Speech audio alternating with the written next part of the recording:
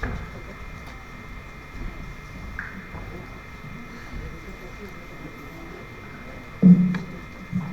الله الرحمن الرحيم والصلاة والسلام على أشرف المرسلين. باسم الخاص وباسم أعضاء مجلس إدارة التجمع الجزائري للناشطين في الرقميات للجان Mouvement algérien des acteurs du numérique. أعبر عن سعادتي بوجودي في هذه الافتتاحية لقافلة Un jeune unique. والفكرة جميلة، l'idée est très belle.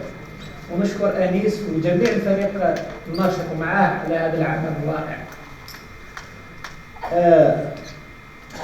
Pourquoi parler de l'état d'esprit de l'entrepreneur? Parce qu'il y a beaucoup de confusion, beaucoup d'idées reçues, ce qu'il faut être ou avoir fait pour se lancer dans l'entrepreneuriat.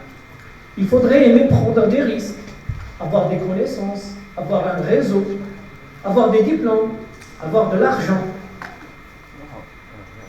avoir fait ceci, avoir fait cela. En fait, tout ce qu'il nous faut, c'est le bon état d'esprit. On imagine souvent qu'il nous manque toujours quelque chose. En fait, il va nous manquer toujours quelque chose. On ne sera jamais prêt à 100%. Il faut juste avoir une très grande envie de voir son projet exister. Tout faire pour que ça marche. Donc, il faut être débrouillard. Et il faut vouloir beaucoup apprendre. Et c'est justement être conscient que l'apprentissage de choses nouvelles que se trouve le bonheur de l'entrepreneur.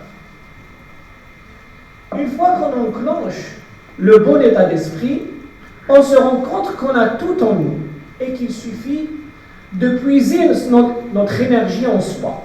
Et on développe alors une immense soif d'apprendre de choses nouvelles. On dira toujours aussi que ce n'est pas le bon moment pour se lancer. Ce n'est pas le bon timing. Il est vrai que le timing il est très important. Mais en général, il n'y a jamais de bon moment pour démarrer son projet. On doit juste démarrer.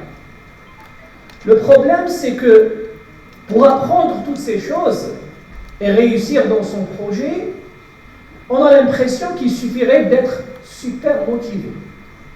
On entend toujours et partout que la motivation, c'est la clé du succès. Il y a plein de contenus sur la motivation. Il est vrai qu'être motivé, c'est très important.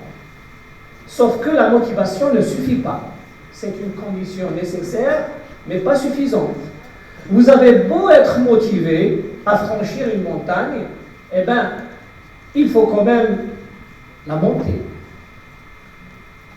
Comment travailler votre état d'esprit d'entrepreneur? La première moitié, on l'a dit, c'est l'envie. Ça va correspondre à de l'optimisme quasi systématique face à toutes les situations. De la passion, de la volonté de fédérer autour de vous et de la joie à résoudre des problèmes. Car les problèmes, il y en aura. La deuxième moitié, c'est le travail.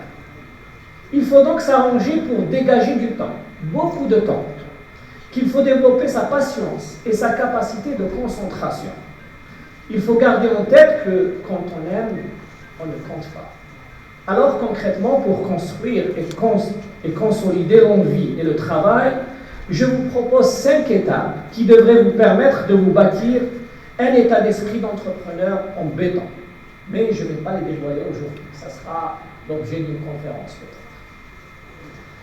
En conclusion, les deux alliés principaux pour développer un état d'esprit entrepreneurial sont l'envie de réussir et le travail.